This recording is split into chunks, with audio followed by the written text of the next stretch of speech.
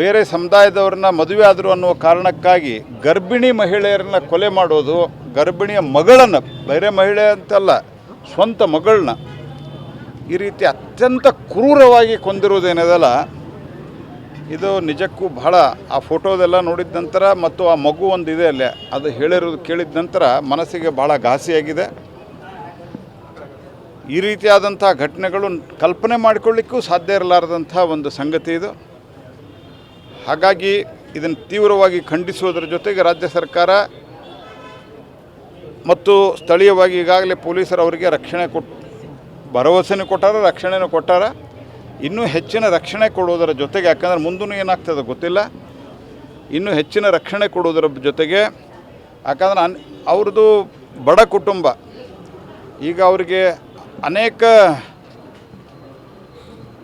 ತಿಂಗಳುಗಟ್ಟಲೆ ವರ್ಷಗಟ್ಟಲೆ ಅವರು ಭಯದಲ್ಲಿ ಬದುಕಬೇಕಾದಂಥ ಸ್ಥಿತಿ ಇರೋದ್ರಿಂದ ದೊಡ್ಡ ಮಟ್ಟದ ಪರಿಹಾರವನ್ನು ದೊಡ್ಡ ಮೊತ್ತದ ಪರಿಹಾರವನ್ನು ಒದಗಿಸಿ ರಕ್ಷಣೆಯನ್ನು ಕೊಡಬೇಕು ಮತ್ತು ಮುಖ್ಯಮಂತ್ರಿಗಳು ಇದ್ರ ಬಗ್ಗೆ ಬಾಯಿ ಬಿಡಬೇಕು ಅಂತ ನಾನು ಆಗ್ರಹಿಸ್ತೇನೆ. ಸರ್, ಈಗ ಇಂಥ ಘಟನೆ ನಡೆದಾಗ ಜಿಲ್ಲೆಯಲ್ಲಿ ಅಷ್ಟೇ ಜನಪ್ರತಿನಿಧಿಗಳು ಹೋರಾಟಗಾರರು ಧ್ವನಿ ಆಗ್ತಾರೆ.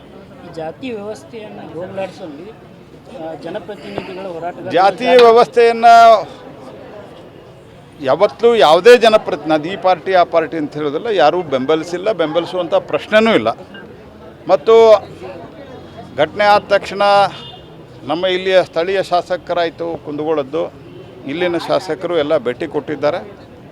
ಹಾಗಾಗಿ ಜಾತಿ ವ್ಯವಸ್ಥೆಯನ್ನು ಯಾರೂ, ನಾನು ಈ ಪಾರ್ಟಿ ಆ ಪಾರ್ಟಿ ಅಂತ ಹೇಳ್ತಲ್ಲ, ಯಾವುದೇ ಇವರು ಪ್ರೋತ್ಸಾಹ ಕೊಡೋ ಪ್ರಶ್ನೆನೇ ಇಲ್ಲ.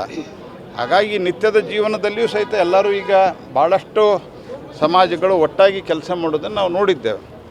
ಆದರೆ ಈ ಘಟನೆಗಳು ನಡೆದಾಗ ನಾಗರಿಕ ಸಮಾಜಕ್ಕೆ ಬಹಳ ಆಘಾತ ಆಗ್ತದೆ. ಪೊಲೀಸರು ಒಳ್ಳೆ ಕೆಲಸ ಮಾಡಿದ್ದಾರೆ. ಹಾಸ್ಪಿಟಲ್ ಬಿಲ್ ಸತ್ಯಕ್ಕೆ ಅವರೇ ಕೊಟ್ಟಿದ್ದಾರೆ ಸರ್, ಮೆಡಿಸಿನ್ ಸತ್ಯಕ್ಕೆ ಅವರೇ ಕೊಟ್ಟಿದ್ದಾರೆ ಪೊಲೀಸರು. ಸಮಾಜ ಕಲ್ಯಾಣ ಇಲಾಖೆ ತಕ್ಷಣ ಸ್ಪಂದಿಸಬೇಕಾಗಿತ್ತು, ಜಿಲ್ಲಾ ಆಡಳಿತನೂ ತಕ್ಷಣ ಸ್ಪಂದಿಸಬೇಕಾಗಿತ್ತು. ಅದನ್ನು ಹೋರಾಟಗಾರರು ದೂರು ಕೊಟ್ಟಿದ್ದಾರೆ. ನಾನು ಜಿಲ್ಲಾಧಿಕಾರಿಗಳ ಜೊತೆಗೂ ನಾನು ಮಾತನಾಡ್ತೇನೆ ಮತ್ತು ಸಂಬಂಧಿಸಿದ ಮಂತ್ರಿಗಳ ಜೊತೆಗೂ ಮಾತನಾಡಿ, ಕರ್ನಾಟಕ ರಾಜ್ಯ ಸರ್ಕಾರದ ಮಂತ್ರಿಗಳ ಜೊತೆಗೂ ಮಾತನಾಡಿ ಸೂಕ್ತವಾದಂಥ ವ್ಯವಸ್ಥೆಯನ್ನು ಮತ್ತು ಈ ರೀತಿ ಘಟನೆ ನಡೆದಾಗ ಜಿಲ್ಲಾ ಆಡಳಿತ ಆಗಲಿ, ಜಿಲ್ಲಾ ಸಮಾಜ ಕಲ್ಯಾಣಾಧಿಕಾರಿ ಆಗಲಿ ತಕ್ಷಣ ಸ್ಪಂದಿಸಲಿಕ್ಕೆ